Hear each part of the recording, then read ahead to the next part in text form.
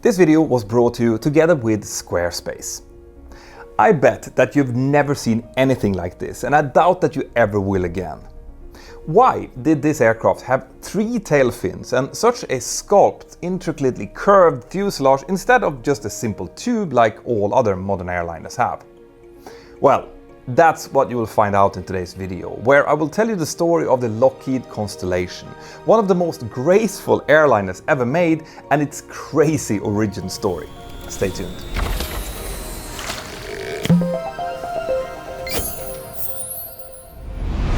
The story of the Lockheed Constellation, or Connie as it maybe is more known, started in the second half of the 1930s with a design study called the Model 44 Excalibur. At that time, airliners were still relatively small and tended to have only 2 engines, like the Douglas DC-2 and the DC-3, which I've already covered in a different video here in this classic series. But as the 1930s moved on, aircraft manufacturers wanted to start taking advantage of available newer, better engines and all-metal aircraft constructions in order to create larger aircraft who could use 4 engines and therefore would be able to carry more passengers and have better range. To do this, manufacturers initially looked at developing 4-engine versions of their existing twin-engine aircraft. For example, Douglas worked on an early DC-4 concept to follow its DC-3, and Lockheed wanted to make a 4-engine version of its Model 10 Electra. That's the same aircraft that Amelia Earhart attempted to fly around the world with when she famously disappeared. Now, Boeing were of course also in the game and were designing the 307 Stratoliner, which was basically a pressurized airliner version of its B-17 bomber. Competition was fierce, both for the airlines who wanted to use this new aircraft and for the aircraft makers who wanted to sell them. Some airlines were looking for exclusivity from the manufacturers in order to get access to their newest models before anyone else, and some of the manufacturers also wanted the airlines to buy only their planes and in that way assure their production lines. Douglas was a great example of this, and they were working hard on cashing in on the goodwill capital that they had gained with their popular DC-2 and the DC-3s. So this was the environment that Lockheed found themselves in as they started looking for buyers for their Model 44 Excalibur. Initially, Lockheed wanted to make this plane in a different size than the models Boeing and Douglas were making in order to avoid competing directly with them and possibly running into any of those exclusivity clauses. They initially pitched the Excalibur to Pan Am, but negotiations didn't look very promising, with Pan Am being more keen to get the Boeing 307. So Lockheed instead turned their attention to Transcontinental and Western Airlines, or TWA, since they had a history of taking bets on new designs. Well, it so happens that we've already reserved seats on TWA. If you remember, it had actually been TWA who had triggered Douglas to make the DC-2, which had then led to the awesome DC-3. But before we look at what happened with the TWA negotiations, in order to fully understand how the Lockheed Excalibur became the Constellation, we first need to look at a very special Lockheed aircraft designer, Clarence Leonard Johnson, more commonly known as Kelly Johnson. Now, if you count yourself as an aviation fan, but you haven't heard of this guy, well, then you have some reading to do. But in any case, you will have definitely heard of many of his designs. Among many others, Kelly Johnson designed the P-38 Lightning, the P-80 Shooting Star, which by the way was the first American-made jet, the F-104 Starfighter, the U-2 spy plane, and the SR-71 Blackbird. He even had a hand in some of Lockheed's later projects like the F-117 Nighthawk.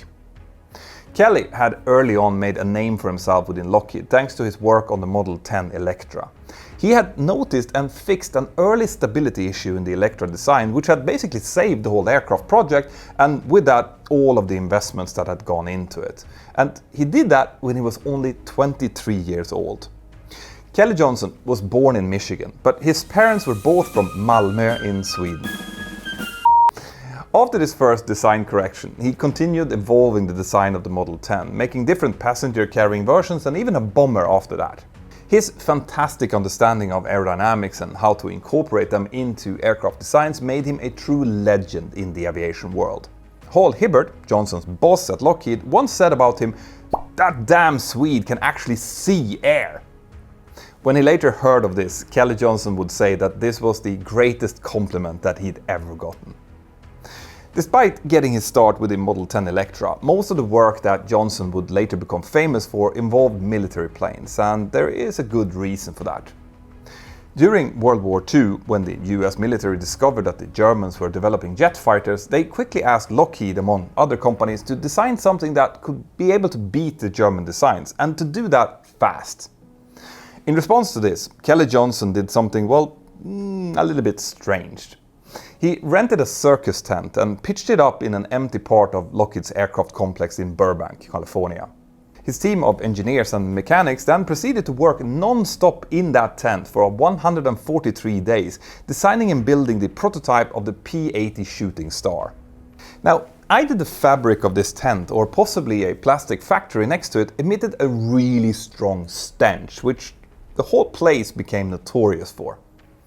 And that's why some of Johnson's people mockingly started calling it Skunk Works, which was the name of a rundown factory in Little Abner's comic strip.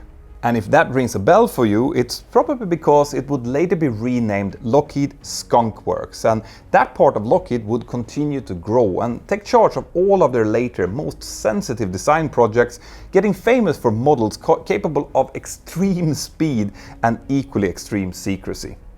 Interestingly though, this secrecy was something that Lockheed and Kelly Johnson had already practiced as early as in 1939 when they started their talks with TWA. That had started in a meeting which would turn the somewhat unambitious Model 44 Excalibur into the revolutionary and stunning looking Constellation. So what had happened? Well, back in 1939, TWA wasn't the same company as the one that had convinced Douglas to make the DC-1 and the DC-2.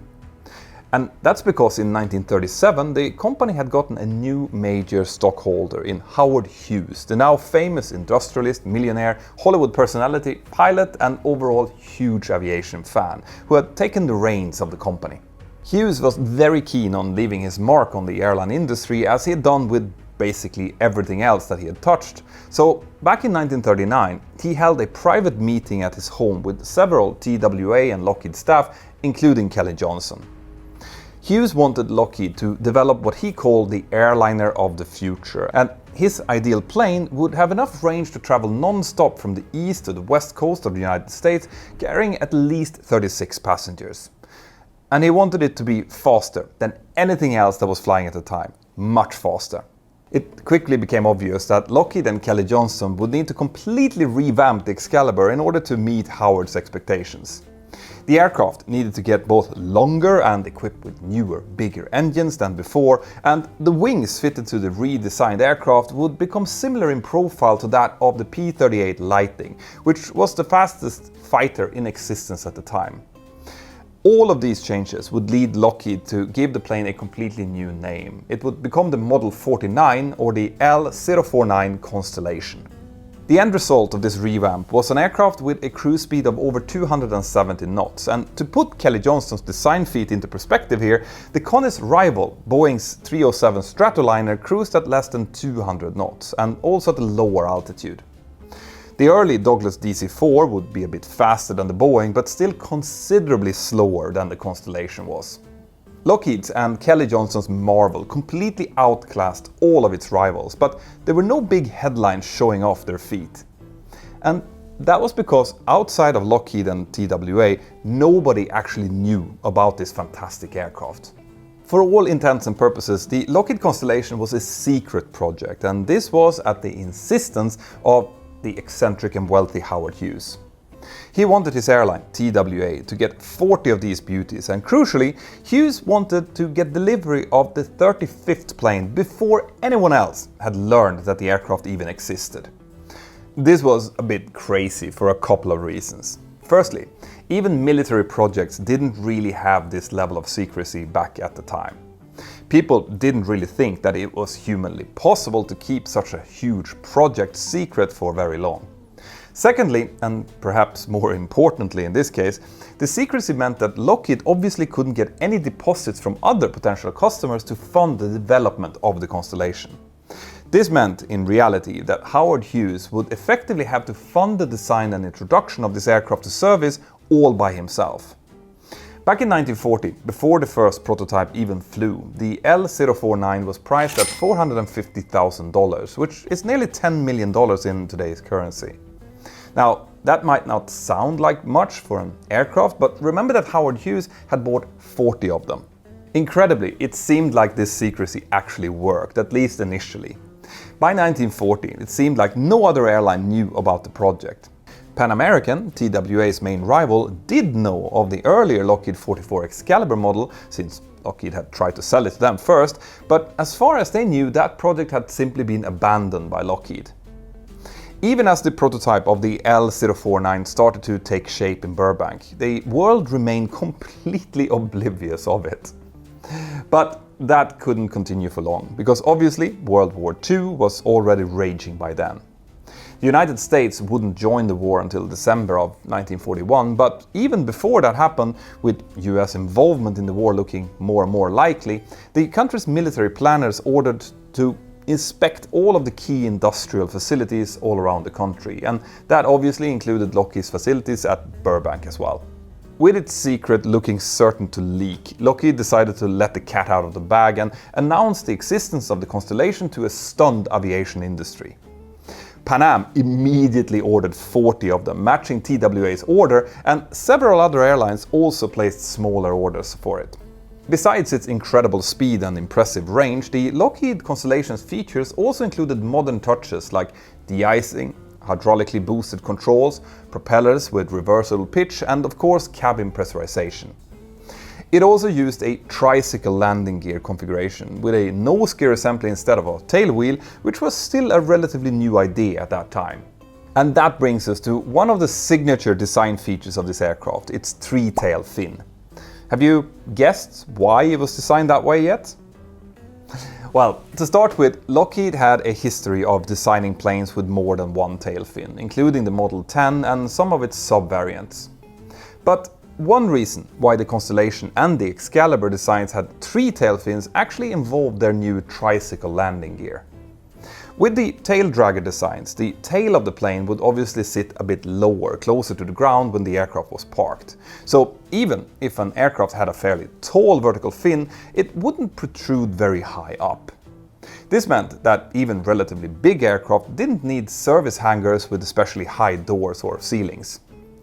But of course, this changed when the aircraft suddenly would start to stand on a tricycle gear with the tail fin now reaching much bigger heights. This meant that the airlines would now need to build expensive new, much bigger and higher hangars or get seriously creative in order to be able to service their new aircraft. So the aircraft manufacturers, including Lockheed, saw this issue and tried to help their customers to avoid this additional expense. Having three vertical stabilizers and rudders meant that each one could be made smaller, so the Constellation's maximum height remained relatively low at around 24 feet or 7.3 meters, although some later versions would get a little bit taller than that. Now, Lockheed actually wasn't alone in thinking this way. The first Douglas DC-4 prototype, later renamed the DC-4E, also had three vertical tail fins for the very same reason. But hangar size didn't explain the other unique design feature of the Constellations, its beautiful curved fuselage, making it look almost like a dolphin. Why didn't it use a tubular fuselage like pretty much all of the other aircraft out there at the time and even today? After all, a fuselage with a constant diameter is both simpler to make, and it enables a manufacturer to both shorten or extend it easily in order to produce different aircraft versions. By contrast, the design of the Lockheed Constellation meant that no two bulkheads in the structure would be the same, and no two skins or longerons, which are the beams connecting these bulkheads, would be the same either. Not only was this a nightmare for manufacturing and repairs, it also made pressurization loads on the structure more difficult to study and keep under control. So, why did Lockheed and Kelly Johnson build the aircraft this way? Well, the answer is a bit unclear, but in essence it seems like they believed that they had to build it that way. Howard Hughes wanted the ultimate airliner in terms of speed, and theoretically at least, a constantly varying cross-section design could be a bit more efficient. Now, if that is actually the case is a bit debatable, but to be fair, the early Douglas DC-4E prototype also featured a teardrop-like fuselage, so it was likely the thought of the time. And in practice, Lockheed really had no reason not to build the Constellation this way. Remember, Howard Hughes was paying for its development, and even Pan Am were happy to match TWA's order when they found out about it. So, with the customers happy, Lockheed was also happy, and I think really that we should be happy as well for this beauty to have been built that way. In any case, all of this looked great for Lockheed, but when the first Constellation finally took to the skies in 1943, the world had unfortunately changed. The entry of the United States in the war meant that the production of those first 80 Connies for TWA and Pan Am was immediately switched over to the US Army Air Force instead. The plane's military designation would be the C-69, and officially its role would be to carry troops, cargo and VIPs. At one point, there were orders for over 200 C-69s of different versions because of a perceived need to carry troops and cargo over vast distances, especially over the Pacific Ocean. But as it turned out, Lockheed ended up only building 22 Constellations during the war, and they only delivered 15 of those to the Army Air Force. In reality, the C-69 Constellation had very low priority for the military, since the simpler Douglas C-54 Skymaster, which was basically a military DC-4, could generally do the same job just fine, despite being slower and having less range. In other words, the Constellation was too much airplane for the military, despite Lockheed's very catchy boast that it was faster than the Japanese Mitsubishi A6M Zero fighters. The Connie also had one more rather serious wartime disadvantage. One reason for the plane's great speed was its four powerful Wright R3350 duplex Cyclone radial engines. Early in their development, these engines were quite troublesome, mostly due to overheating issues, but more importantly, the same engines were used for the Boeing B-29 Super Fortress, which had a much higher priority for the military. With that in mind, it's hardly surprising that the Army Air Force preferred the C-54 Skymaster, which was not competing with the B-29 for the engines. In the end, Douglas ended up building thousands of these, far outstripping Lockheed's production. But despite this and the eventual cancellations of hundreds of military aircraft orders, Lockheed wasn't in such a terrible shape when the war finally ended. Because it turns out that after the war, the Connie was still the fastest airliner on the market. Boeing and Douglas were both developing aircraft that would eventually beat it, but they were still some years into the future at that point. Lockheed bought back nearly all of the Constellations from the military and set about converting them to commercial airline standard. The Constellations weren't yet certified as an airliner when the war ended, but Lockheed had done much of that certification work already during the war as it progressed. Plus, Lockheed had with the Connie a proven design, with those early engine problems now understood and sorted out, and a production line ready to go. This meant that the orders started rolling in. TWA still got priority as a launch customer, but Lockheed's Constellations eventually flew in many other airlines' colors. And if you have flown in the Connie, I would love to read about it in the comments. I have been so touched by some of your stories in earlier episodes. Now, later versions of the Connie would be even faster than the original and carry more fuel, providing even greater range. From 1951, Lockheed started producing a total of 600 of the larger Super Constellations and Starliners. The last version of the Constellation left the production line in 1958, which was the same year as Boeing's 707 entered service. For most of its existence, Connie's selling point was its speed, so the arrival of the jet age meant that it simply couldn't stay competitive, even though its last versions actually had a longer range than the Boeing 707 did.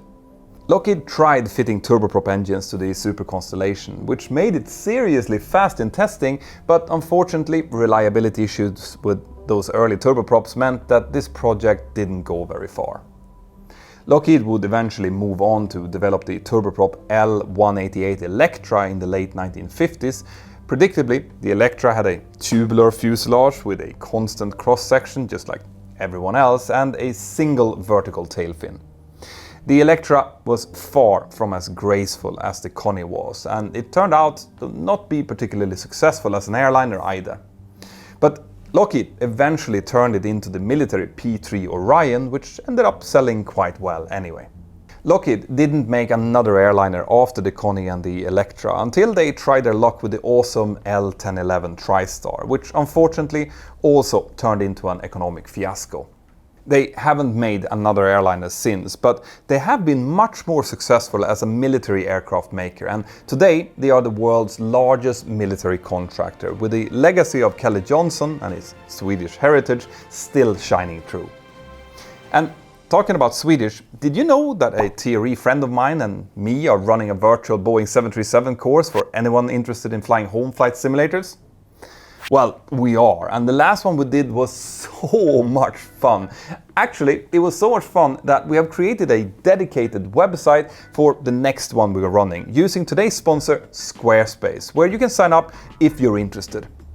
Using Squarespace to create this site turned out to be super easy, even for Ben.